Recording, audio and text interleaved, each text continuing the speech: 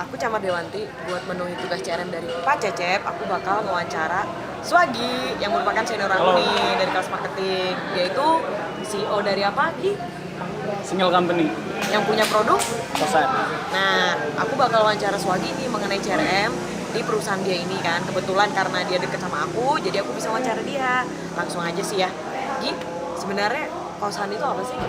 Kosan itu mobile phone aplikasi yang memang berbasis Google Play dan App Store. Maksudnya lu bisa download di App Store sama di Google Play. Oh, udah masuk buat Apple berarti?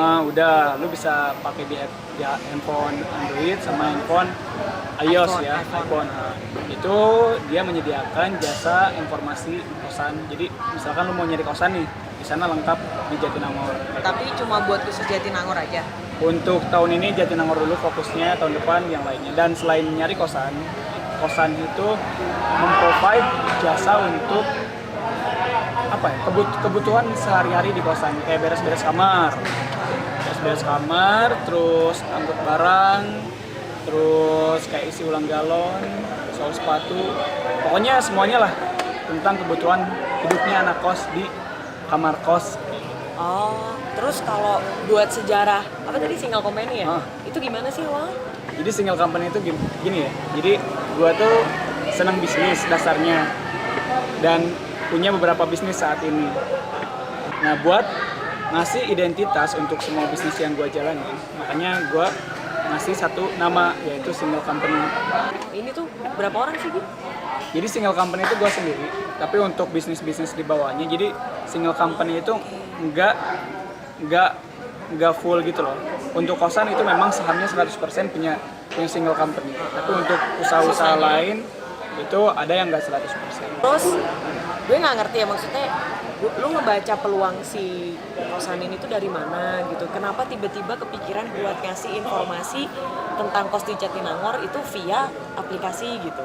Maksud kenapa lu memilih dengan cara menyediakan aplikasi itu gitu? Maksudnya itu bagus banget gitu menurut gue. Jadi awalnya tuh gini, gue kan banyak temen ya yang bisa dikatakan jauh rumahnya, orang Padang lah, orang Medan, orang Jambi dan lain-lain. Dan setelah gue nanya-nanya pengalaman mereka, malah junior yang baru masuk itu, mereka beberapa itu sebagian besar tuh nggak betah di kosannya karena kosannya itu nggak sesuai dengan yang dia inginkan sebenarnya. Terus gue tanya kok gitu, kok nggak milih aja yang memang tepat dengan apa yang diinginkan? Oh, ternyata pas pertama datang ke Nangor, jadi ya udah ngasal nyari aja lah yang paling cepet. Apalagi kan sama yang orang dapet dulu. Kan sama orang tuanya tuh nyewa hotel di sini mahal juga gitu dan nggak bisa lama-lama. Jadi akhirnya ya udahlah yang ada aja pilih dan ya udah akhirnya nggak betah. Nah makanya kenapa pakai mobile phone aplikasi ini supaya orang jauh-jauh hari dari Medan misalkan, oh gua udah jelas nih masuk Unpad, dia dari Medan udah bisa pilih kosan yang dia ingin sesuai dengan kriteria yang dia pilih. Ini kita semua pada tahu ya kalau setiap perusahaan ngeluarin produk itu pasti ada kaitannya sama pelanggan kan. Nah, sekarang aku mau nanya nih, Gi.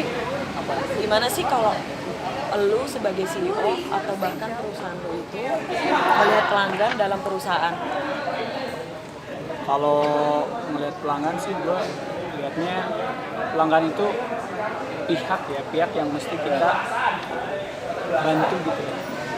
Karena pelanggan itu pasti punya masalah kan. Iya, Yang mesti kita betul sekali, selesaikan. Pak Cecep. Ini didikan Pak Cecep. Jadi pokoknya lihat pelanggan tuh, wah ini teman kita, ini mahasiswa juga yang mesti kita bantu supaya masalahnya harus kelar. Berarti lu lihat pelanggan sebagai seseorang yang punya masalah. Terus kalau gue nanya, sebenarnya pelanggan kosan ini selain anak mahasiswa bisa bukan mahasiswa nggak sih? Terus apa sih arti pelanggan buat lu sendiri? Atau dari kosan itu sendiri? Jadi gini, sebenarnya ini bisa dipakai siapa aja ya. Lu mau udah kerja atau masih SMA misalkan tapi mau ngekos di sini, atau warga lokal juga ya, pokoknya semuanya bisa akses itu, informasi kan gratis. Tinggal download aja di App Store, di Google Play, itu gratis. Dan lu bisa pakai. Dan si pelanggan ini sendiri kan pelanggan utamanya itu ya itu memang mahasiswa karena mayoritas. Dan pelanggan ini diposisikan di company kosan itu dipandang sebagai pihak yang memang paling utama membutuhkan jasa ini.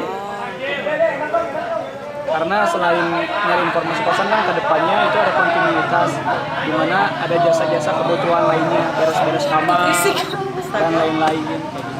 Terus nih Ki, menurut lo nih ya, seberapa penting sih lo mengelola hubungan dengan pelanggan bagi kosan itu sendiri? Terus apa sih tujuan serta manfaatnya kalau lo mengelola hubungan pelanggan itu dengan baik gitu? Penting banget ya, penting banget soalnya gini, udah disurvei ketika ada pelanggan hari ini, dia itu ternyata tahu dari yang kemarin itu tahu Yang sebelumnya. dari yang kemarin lusa, Jadi dia word sering- of mouth gitu. dan nanti ya sesuai dengan yang udah diajarin sama Pak Cecep ya, kalau misalkan pelanggannya udah cinta banget itu Pak Cecep. nanti itu juga dia ngadvokasi perusahaan itu sendiri, jadi dia yang ngasih tahu perusahaan kita gimana. Berarti menurut lo penting ya kalau dinilai dari 1 sampai 5 berapa poin untuk CRM itu sendiri? 1 sampai 5 CRM 4, dan yang kelimanya itu adalah staff kita sendiri. Jadi kalau buat gua tuh Anjay. staff number 1 gitu. Oke, kebetulan kan yang gue wawancara ini kan perusahaan lo berbasis teknologi kan. Nah, kalau menurut lo bagaimana sih implementasi keseluruhan CRM di kosan? Kalau menurut lo udah baik apa adanya atau masih ada yang kurang? Masih banyak kurangnya, soalnya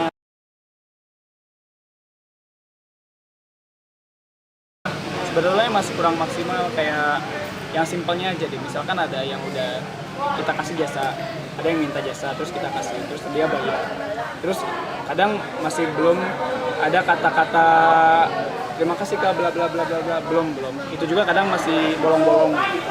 Itu yang simpelnya, belum yang lainnya yang sifatnya analisis. Nah, kalau implementasi CRM yang berbasis teknologi itu bagaimana menurut lo? Kalau yang berbasis teknologi Apalagi itu, dia punya aplikasi di Play Store kan? yang simpelnya ya, kalau berbasis teknologi itu, jadi kita bisa melakukan otomatisasi. Ketika sekarang sedang di riset, ketika orang sudah melakukan jasa, pas sedang melakukan ada notifikasi, misal otomatis ya. Misalkan ketika orangnya lagi mengkonsumsi jasanya, misalkan beres-beres kamar nih, langsung sambil nunggu beres-beres bisa aja ada gamenya dari aplikasi kita untuk sambil nunggu itu. Pas setelah beresnya langsung ada otomatisasi juga untuk notifikasi terima kasih bla bla bla. Itulah keuntungannya pakai teknologi. Jadi si CRM itu bisa diotomatisasi. Atau misalkan ketika dia sudah mengkonsumsi 2 atau 3 atau 4 kali, dia langsung dapat bonus card untuk 10 kali dapat gratis 1. Itu bisa diotomatisasi sendiri. Jadi sebenarnya CRM dengan basis teknologi itu mudahin lo kan dibanding secara tradisional. Ya.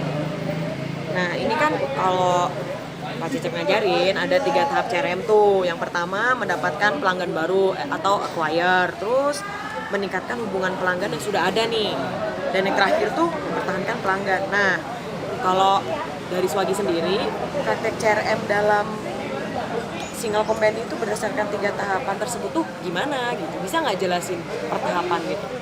Jadi kalau dari kosan company ya, itu ya yang pertama Dan dari untuk- acquire tuh mendapatkan pelanggan baru tuh gimana? Untuk mendapatkan pelanggan baru ya kita promosi aja lah, promosi dan standar ya itu promosi, kita kasih informasi ke pasar, ke orang-orang, terutama itu kalau setelah hasil pengamatan sederhana ya yang paling meyakinkan itu adanya testimoni. Jadi ketika ada testimoni dari pelanggan A itu dilihatin ke pelanggan yang lain itu jadi yakin. Itu untuk tahap pertama. Terus yang tahap kedua mempertahankan si pelanggan itu gimana gitu Nah, untuk kan? yang Kadang kalau misalnya sorry nih Gi, tadi belum beres. Lu punya aplikasi, ternyata aplikasi itu nggak memuaskan. Misalnya gue nih ya, gue ngedownload aplikasi lo, terus ternyata sebut aja jelek gitu. Terus gue kayak nganinstall aja gitu, gue nggak mau berlangganan lagi gitu. Nah itu apa kelihatan di lo, database-nya atau gimana gitu? Ya itu kan sifatnya natural ya sebenarnya. Heeh. Sebenarnya natural. Maksudnya natural tuh orang punya apa, daya tarik sendiri. Orang punya ketertarikan yang berbeda. Siapa tahu kosan kan sekarang lagi di branding nih, misalkan jadi warna kuning. Orang ada yang nggak suka warna kuning ketika di download dipakai wah jelek, ya uninstall lagi bisa aja. Dari warna aja bisa pengaruh ya. Tapi selain itu kan dari kualitas bisa aja karena kita memang mengecewakan, dampaknya seperti itu, misalkan kurangnya database. Tapi untuk menghandle hal itu ketika terjadi ada yang kecewa atau misalkan ada yang kurang memuaskan ya kita jujur aja ada pemberitahuan. Kalau misalkan, Kak, kenapa kok database-nya kurang? Ya memang sedang dilakukan pendataan ulang. Pokoknya mah jujur aja lah. Kalau buat gue mah, kalau udah jujur, itu mah urusan yang di atas yang... Hai. Karena tadi memorinya penuh, jadi kita harus pindahin dulu dan ini kita lanjut ke part 2. Jadi langsung aja Gi ya, tadi pertanyaan terakhir tuh gimana sih lo ngejaga hubungan pelanggan lo yang udah ada? Jadi gue ngejaga hubungan pelanggan di kosan itu dengan cara komunikasi yang aktif aja lah. Pokoknya ada momen lebaran, puasa, kita Dia ucapin, gugup, udah gak kuat mau buka. kita ucapin selamat menunaikan ibadah puasa. Ada momen Maulid Nabi, kita ucapkan selamat menunaikan bagi yang muslim lalu. Pokoknya terus aja aktif komunikasi aja. Tapi Malah selain itu juga kita suka buka sharing momen. Jadi pelanggan bisa nge-chat Di mananya nih? di official account. Oh, Silakan. tapi nih ya Gi ya, kalau gua dari itu kan dari sisi komunikasi.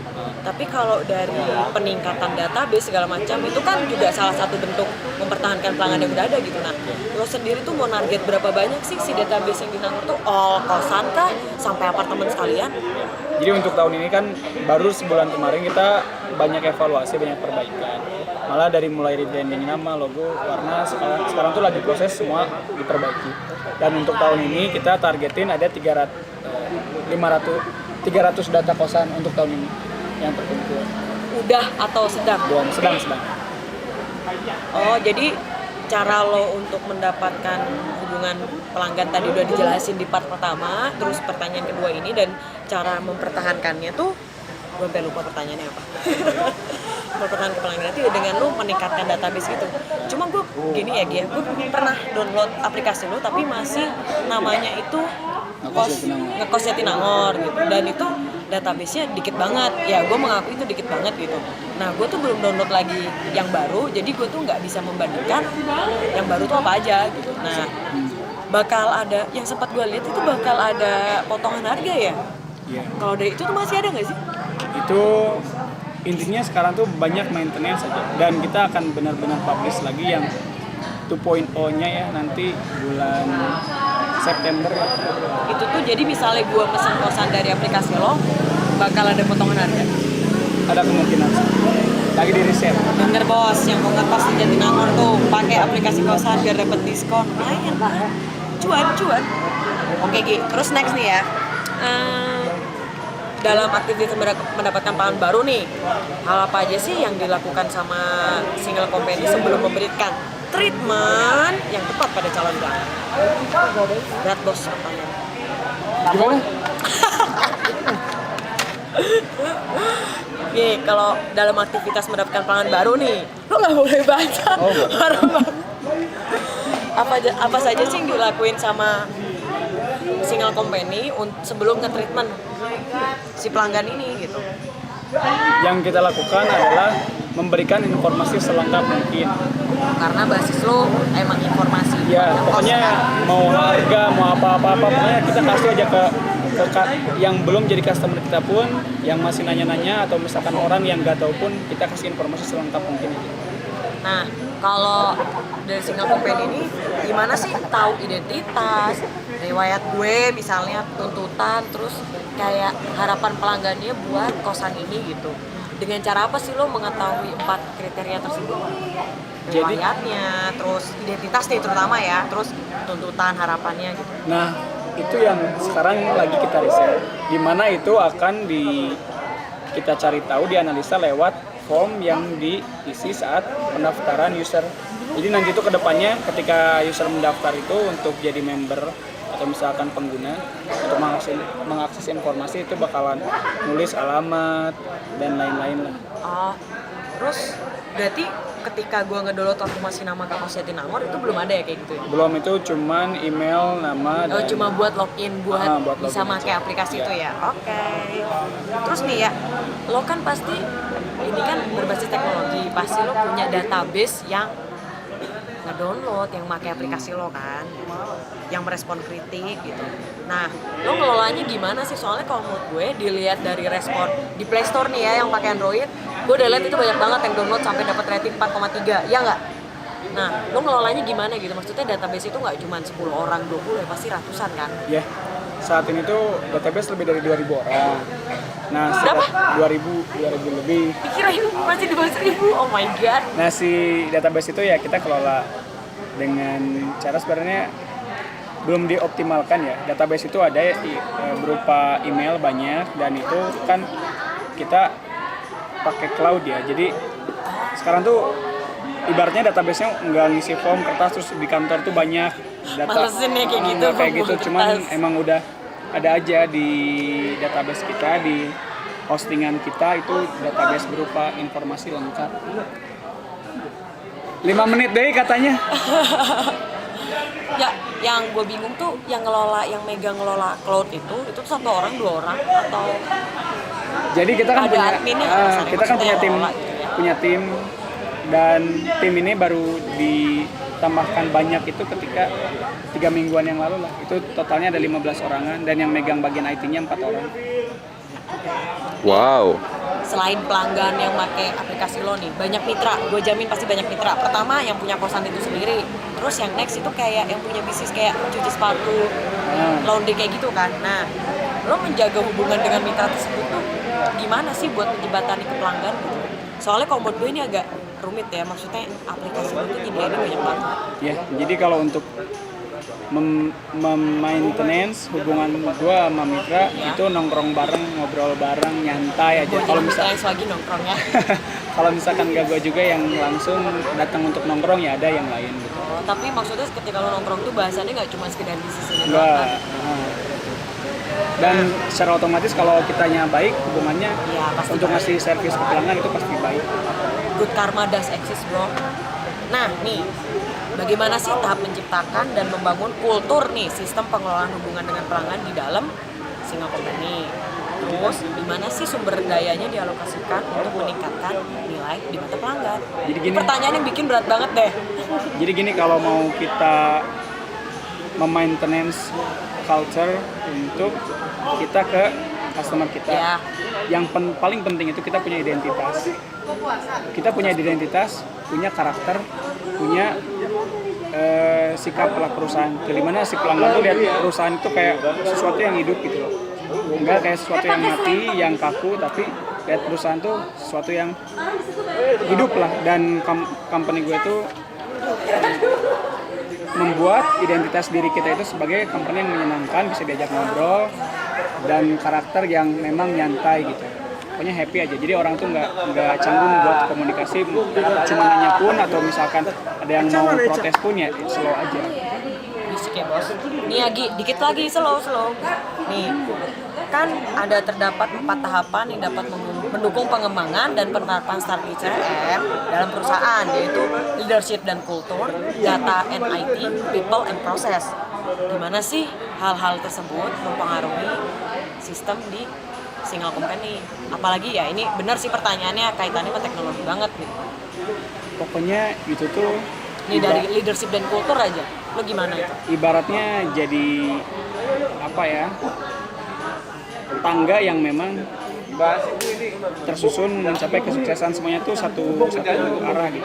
Dari mulai leadershipnya, sikap gue sendiri ke staff itu senang.